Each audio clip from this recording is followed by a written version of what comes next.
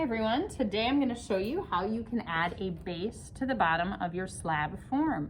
Most of the time you want to actually have something on the bottom so that you have a container that's usable. So all I have here is some extra slab that I had left over. If you have some, you can save it if it seems like the right size. I'm going to place my piece right on top of it. Doing this when it's a little bit harder so it's not collapsing.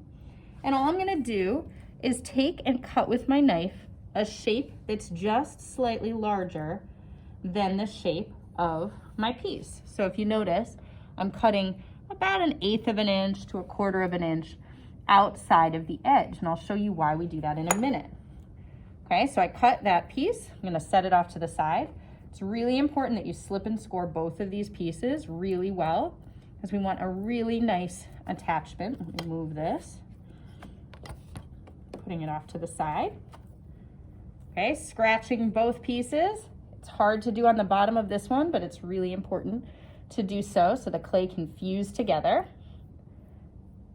Okay, now that I have it all scratched up, I'm gonna find how it sat originally, place it on there, and kind of wiggle a little bit to make sure it goes really well.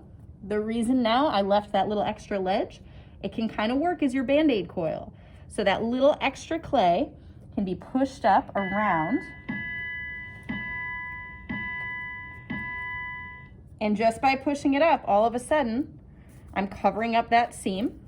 Remember, your slip is still wet, so you might have to do some final cleanup things after, but now all of a sudden, I have a base on it. I can go back with my rig tool, clean it up further, but that's the basic idea of adding a bottom to your piece.